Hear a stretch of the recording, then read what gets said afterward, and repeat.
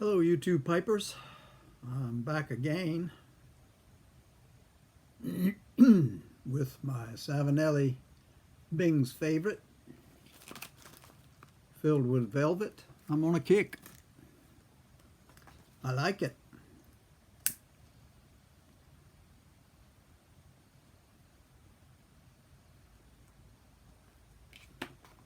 We've been having rain here all day. I don't know if you can hear it, but it's starting up again. My sump pump under the house quit working. Just noticed that today.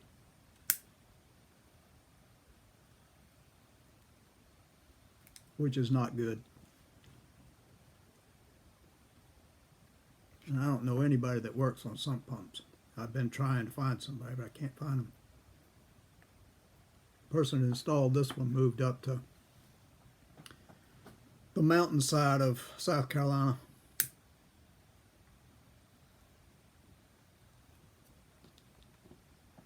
And I kind of don't know what to do about it because I don't know how to fix it.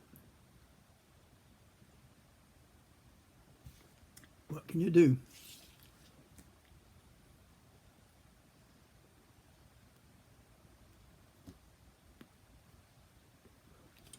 I worked on that pipe a little bit more.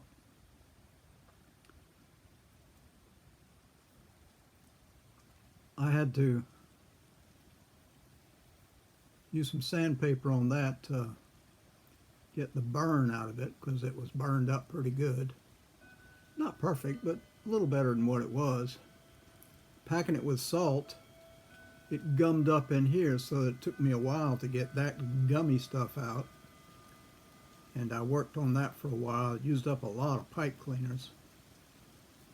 Rubbed it down with the alcohol, trying to kind of strip off whatever was there. I've got some dye coming in the mail. I was going to try and dye it. And I've got to view some of those YouTubers who do this kind of thing so I can see how to work it.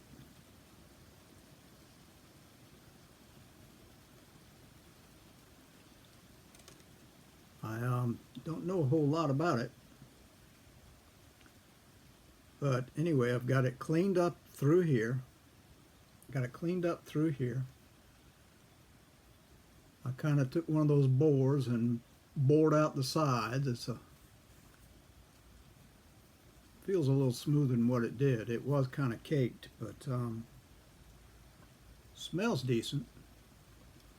But once I put the dye on it, and I guess you put some wax on it after you do that.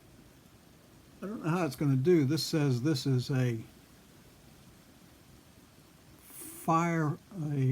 flame grain K Woody. I don't want to use sandpaper on it because I don't want to rub out the trademark and everything. But I think if that, I've got some, like I say, I've got some dye coming and we'll see how it looks, but kind of looks nice. I think it looked better shined up, but we'll see. First time I've ever done anything like this. But the inside of this thing was all black gunk all over everything, and on the inside and down here it was so gunked up that the hole that met the bottom was just plugged. It took a long time to get that unplugged.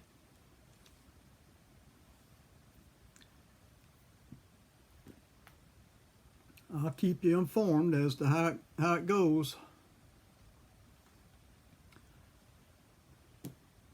I think I'll like it once it's finished.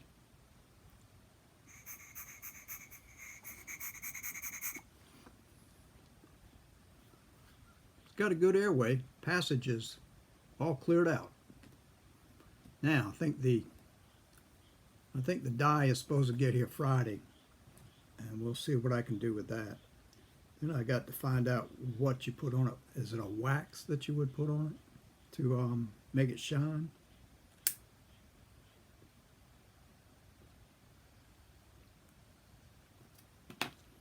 I'm kind of hoping that the color of this because I have some maroon dye coming. I just thought maroon with that might come out like this, because I kind of like that color. Anyway.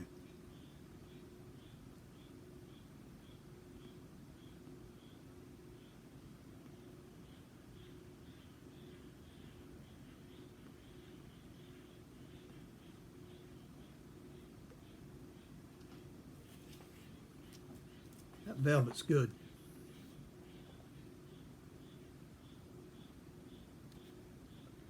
I'm definitely a codger.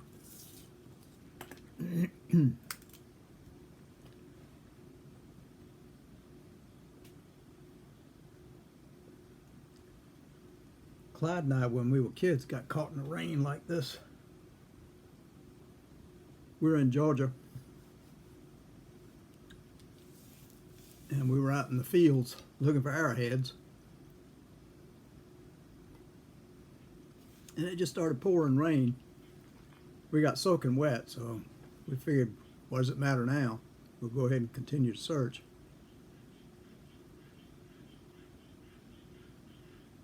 And it was summer, so we didn't have that much on. We were just shirt and shorts. I'm sure we were barefoot, because we were always barefoot in Georgia.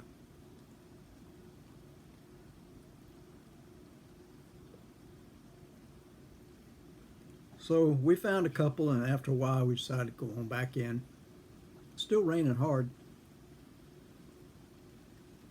And Clyde stopped a little ways from the barn. He said, "Hey, you want to do something fun?" I was always up for fun. He said, "Follow me." And he yelled, "Geronimo!" And he ran as fast as he could, and then dropped on his side and slid in that red Georgia clay that was just slippery, slippery, slippery due to all the rain. It was like we'd just invented that slip and slide, because that's what it was. It was just that slippery. Well, that looked like fun. So I followed him. And I yelled Geronimo, naturally.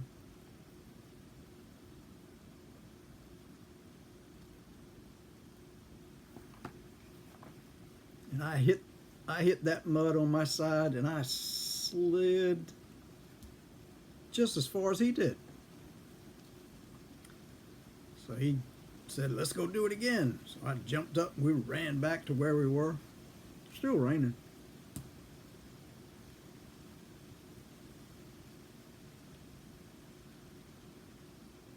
And he took off. He hit the side, and he slid on his rear end all the way to that spot that we had stopped last time. And I did the same thing. Splat. All the way down. Both had smiles on our faces, because that was some fun.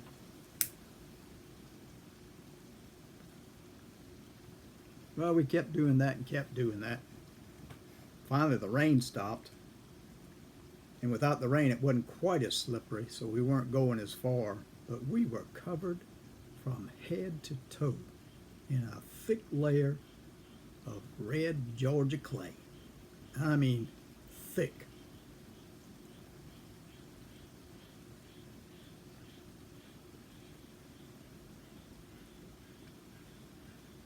It was almost lunchtime, and my mother stepped outside off the porch and saw us coming up there, because we expected to go in and eat. We didn't think anything about being covered in mud. And she screamed. She said, "Oh, what have you done? You children, what have you done?" She said, "Alfred, come here, look at your son."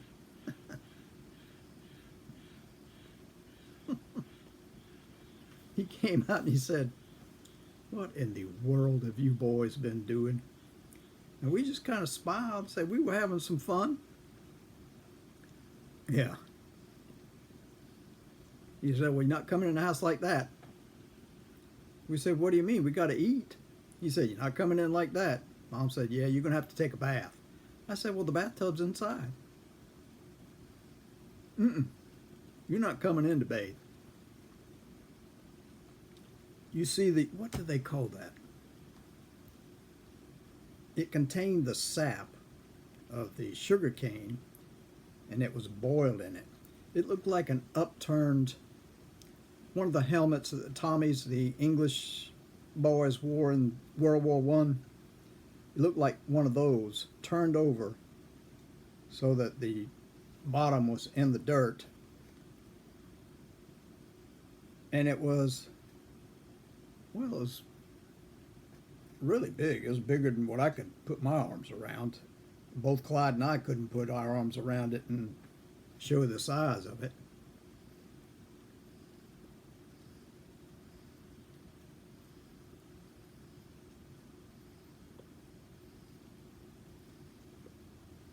I can't think of the name of that thing. I don't guess it really matters. You get the idea of what it looked like. It was heavy, you know, it was metal about that thick. I don't know whether it was cast iron or not, but it was heavy metal. Huge. I don't know how they got it from there to the place where they crushed the sugar cane and got the juice to come out. But that's what the juice was collected in, and then there was a fire set under that until the juice or the sap was boiled down to a syrup consistency.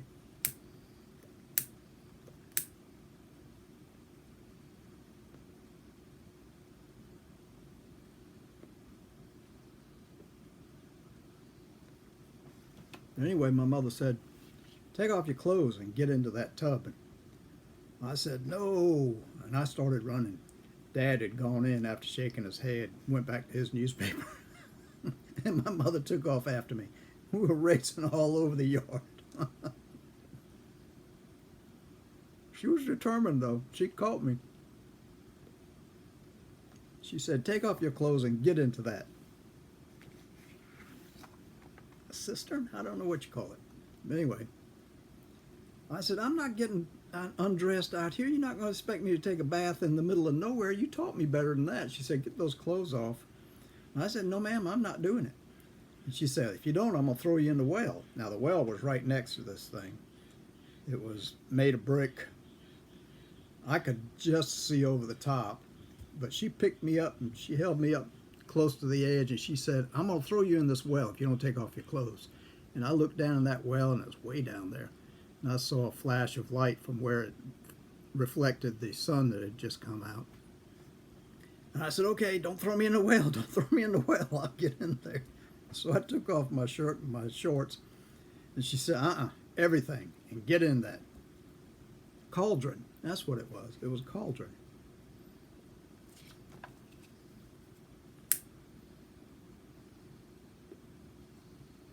Get into that cauldron.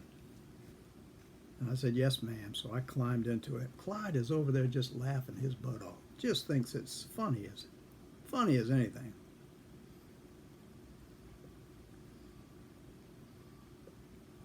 Well, my mother dropped the bucket down in the well, drew it back up, picked up the bucket and threw the water over me. She did this about 3 or 4 times, throwing the water over me. And that mud that was caked on just began to slide down, and the water that got into the cauldron, just a shade of orange you wouldn't believe.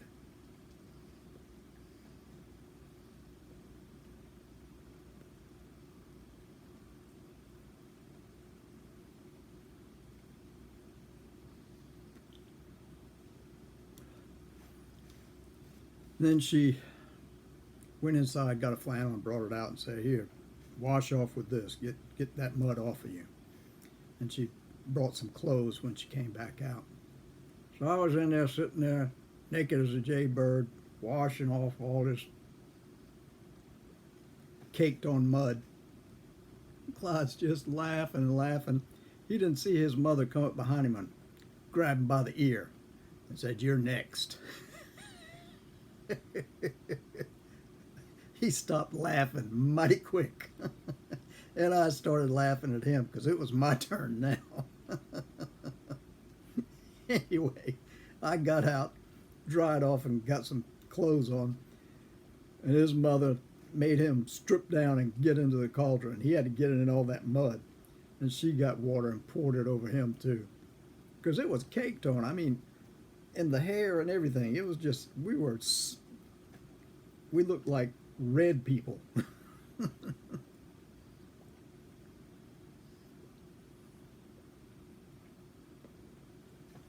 Can't seem to keep it lit.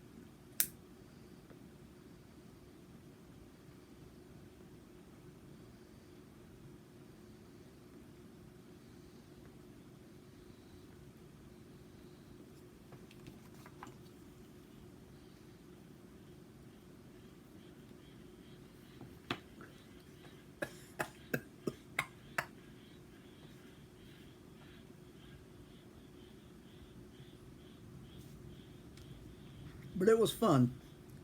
It was fun with our improvised. This was long before slip and slide. And this was pure nature. Slip and slide. Because there's nothing slicker than Georgia clay. That red Georgia clay. We did get to go inside and eat at lunchtime. And Dad was still shaking his head.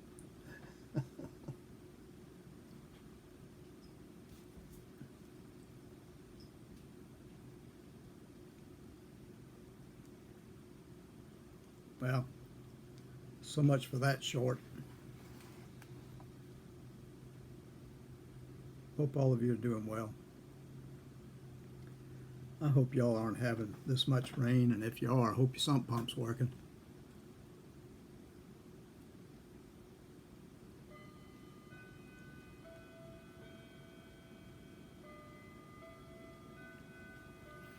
Take care of yourselves. I wish you the best, and God bless. Till the next time.